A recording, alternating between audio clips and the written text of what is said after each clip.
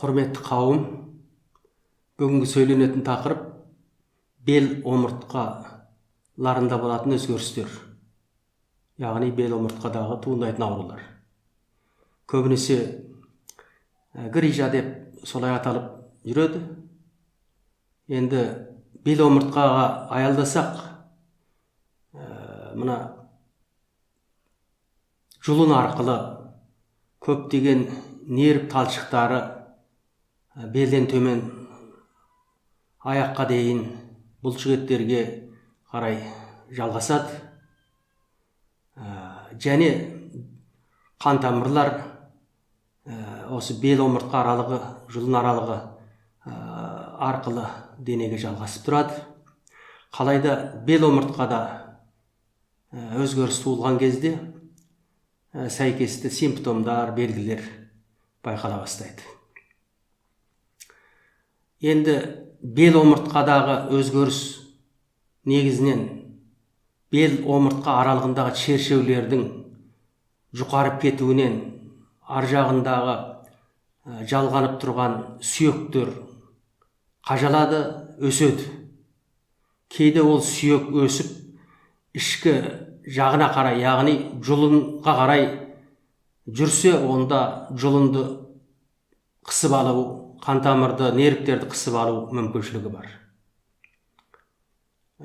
Енді егер ол сыртқа қарай дамыса, сырттағы нерв жолдарын, қан тамырларды бөгеуі мүмкін. Осындайдан көп адамдар зардап шегеді. Яғни бел ауыратын болады, қозғалтпайды, қимылдатпайды, жұмыс істеу мүмкіншілігі болмайды, тіпті аяқ басып жүруде қиынға түседі, таяққа сүйеніп жүруге тура келеді. Бұл енді біртіндеп осылай пайда болады. Бұл бел омыртқа аралығының пайда болу себебі көбінде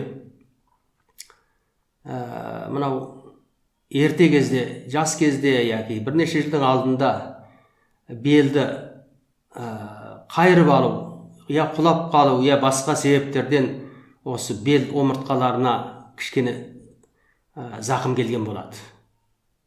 Бұл бір. Екінші бірі, мына дене салмағы жоғарырақ толып кеткен адамдардың жасы 40-50-ден ары қарай өткеннен кейін өзінің салмағына болған бел омыртқаның төзу қуаты азаяды да, бел қалыпты өзінің физиологиялық қалпын сақтай алмай иіліп кетуі мүмкін. Және бір себептен мына ұзақ уақыт бойы суық ауада жұмыс істеу, суық өткізу белден, немесе ылғалдығы күшті жерлерде көп жұмыс істеу, немесе мына кешкі жатын орынның дұрыс болмауы, астыдан суықсыз өту. Міне бұлардың бәрі де омыртқа аралығындағы қан тамырлардың, нервтердің қалыпты қызмет істеуіне бөгеттік жасау арқылы осы жерде өзгеріс туылады. Және бір себептеріне келсек, кейде адамның денесіне қажетті көптеген заттар болады, өте-мөте бұның ішінде кальций кемдігі болады деген сияқты. Ондай болғанда сүйектер жұмсарып кетеді, кез келген сүйекте өзгеріс туылады. Бұл енді көбінесе кішкентай балаларда көбірек кезігеді. Міне осындай әртүрлі себептерден бел омыртқа аралығында қанның жүруі, нервтердің жұмыс істеуі дұрыс болмағандықтан ол жердегі кейбір шығынды заттардың дереу сыртқа шығып кете алмай сол жерде бөгеліп қалуы, міне осындай себептерден сол жерде бұлтиып өсу, қысылу жағдайлары болады. Енді көп адамдар мен белім грижа деп басқа ауруларды ойламай қалатын жағдай болады. Бұнда айта кететін жағдай бірі, құрт ауру дейміз, туберкулоз, сүйекте болатын туберкулоз. Бұл да көбінесе осы бел омыртқаларында өзгеріс тудырады. Бұны парықтандыру керек болады. Ondan keyin belдің мына тума кезден қисық болып жаратылуы бір жағына қарай. Осыдан уақыт ұзара келе белдің бір жағы өсіп кетуі мүмкін. Бұл да кейде осы аурулармен шатасып қалуы мүмкін. Бұндай жағдайда ол тума бел омыртқаның қисықтығынан туындаған болады. Енді ішкі ағза ауруларынан алып айтсақ, мына бүйрек қабынуы, несеп жолының қабылуы, осындай ауруға тап болғандарда кейде белі қатты ауыратын болады. Оның көмін әйелдердегі кейбір аурулардан да белге қарай ауру тарқап ауыратын жағдай болады.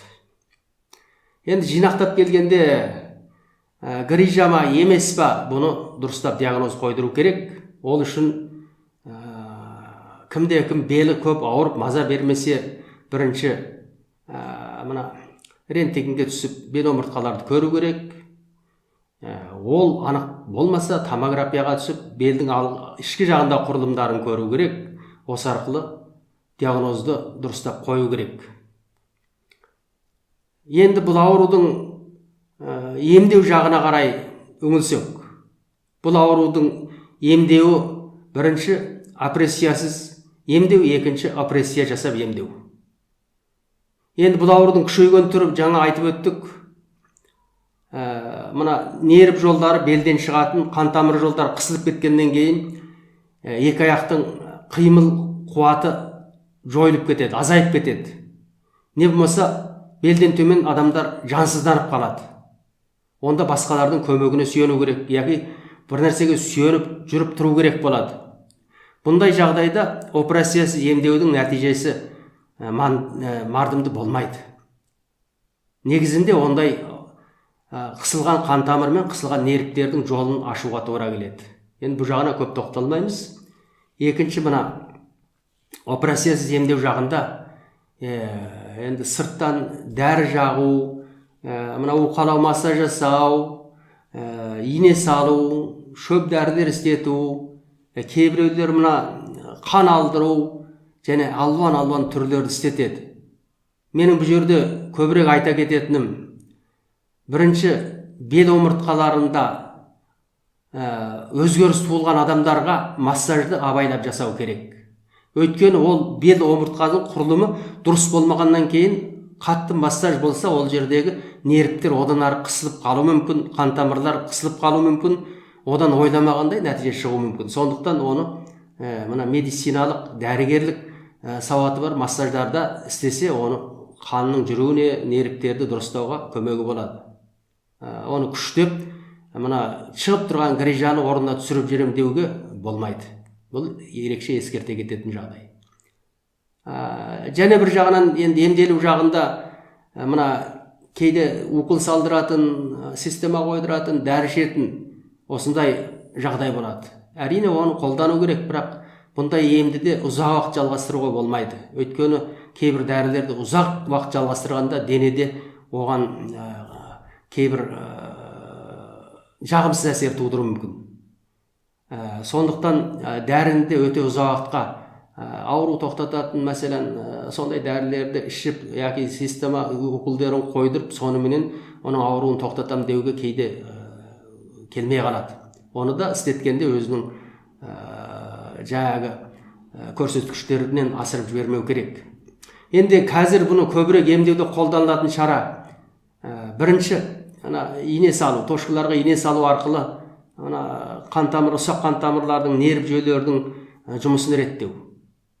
Оған қосымша жеңіл түрде ауруына қарай соның сәйкесті уқалау массаж жасау істерін қосымшалау керек.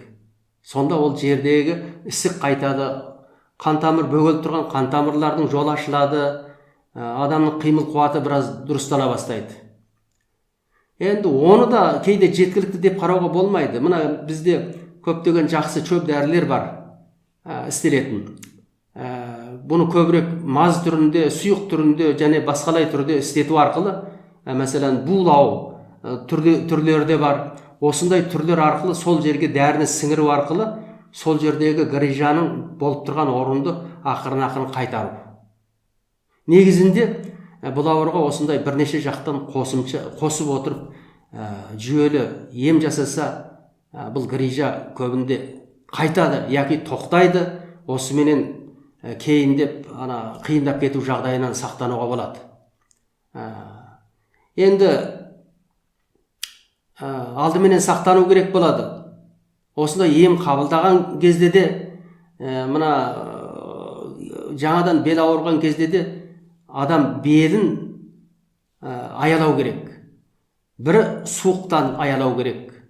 Суықтан, суық өткізбеу керек. Екінші бірі мына ауыр нәрсе, ауыр жүктерді көтеріп жүрмеу керек, жерден көтеріп алмау керек, құлап қалмау керек. Егер грыжа болып тұрған орында осындай өзгерістер болса, бұл анандай бір жағымсыз жұмыстардан бұл барған сайын күшейіп кетуі мүмкін. Адам шұғыл белінен шойырылып жатып қалуы мүмкін. Сондықтан бұл жерде ерекше ескере кететін жағдай, бел омыртқасының осы проблемасын бір ретке ем емес, бірнеше ретке емді қабылдау арқылы айықтырып жіберуге болады. Енді соңында мына кейбір аурулардың белден белгі беретінді ескеріп отыру керек. Диагноз дұрыс болмаса, ем дұрыс болмайды. Алдымен диагноз дұрыс болу керек. Осымен бүгінгі сіздерге сөйленетін тақырып аяқталды.